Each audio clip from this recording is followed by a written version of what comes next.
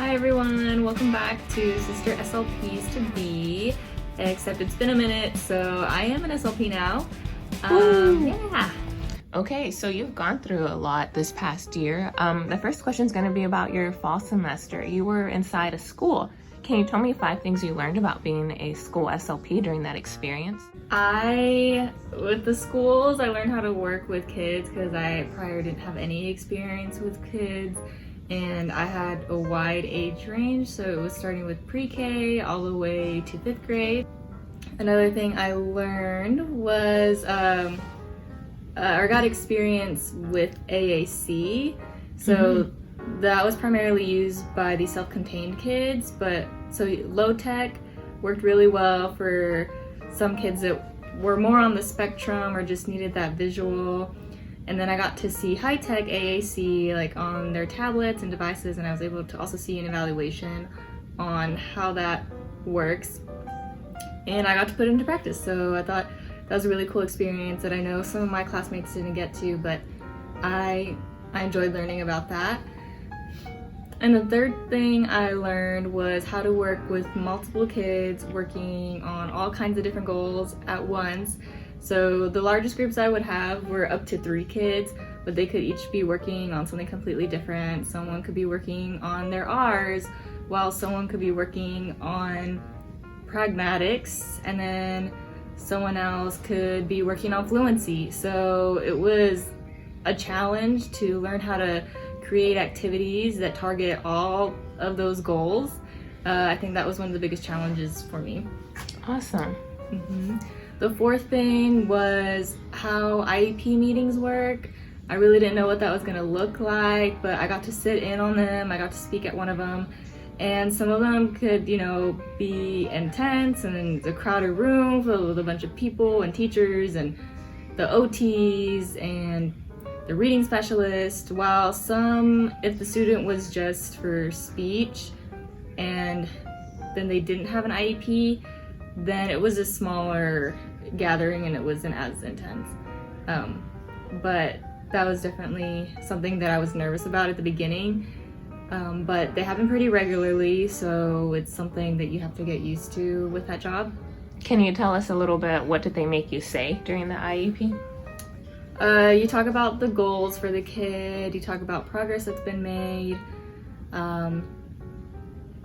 Yeah, that's about it in terms of speech, but if you're the one in charge of leading the IEP, then there's a whole bunch of other things that go into that, and you have to get signatures from everyone. And when they only qualify for speech and nothing like for OT or the self-contained room and stuff like that, then the speech therapist is in charge of leading that IEP meeting.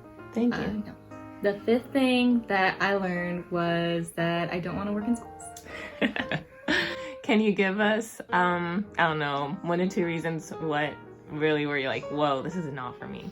Yeah, so I was taking a lot of work home, and of course, when I was in that rotation, I was also taking a lot of classes still, so that influenced my experience, unfortunately. But I really was taking a lot of work home because there was a lot of planning that went into it, and I hardly even got to experience much of the paperwork side. And I think it was because my supervisor knew I was overwhelmed already, so I can't even imagine having to do paperwork on top of planning. And the other reason is because, like I said, I hadn't had any experience working with kids prior, and I learned how much energy goes into communicating with some of them, like, speaking a high-pitched voice and intonation and very animated, using hand gestures. That's not the kind of person I am, so it was harder for me to do.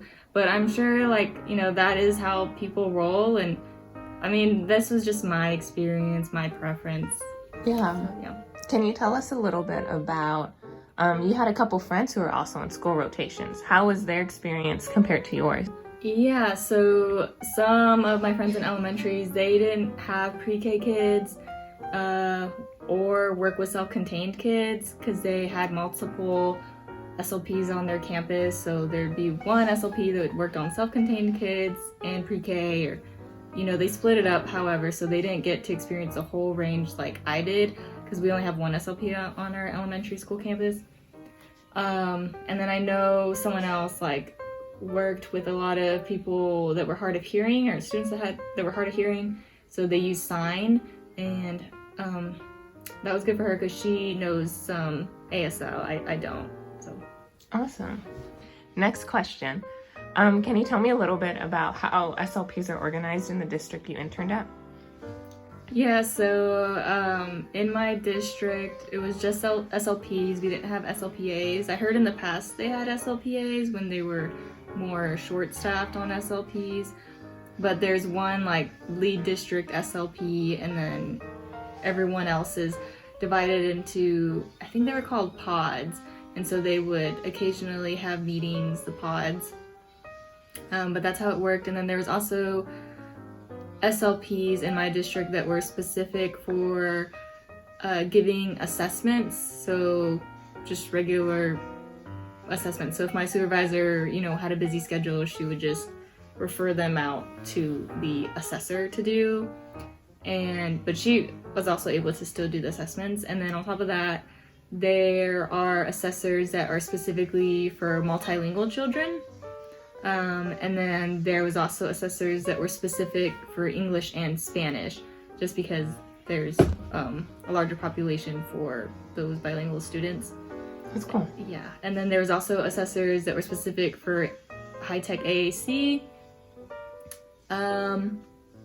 Yeah, I think I covered them all, but I know that specific district was nicely set up in that way. I know a lot of other districts don't have the privilege of just like, oh, I'm gonna send this new referral to someone else to do the assessment.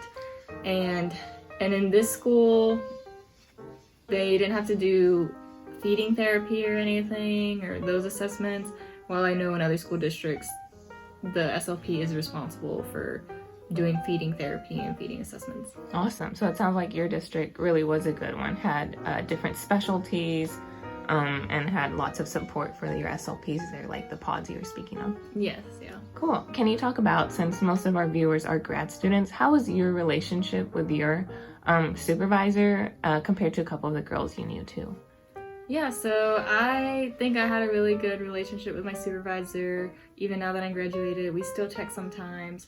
But I would say that I was lucky because I know a lot of other students didn't have as great as a relationship with their supervisor.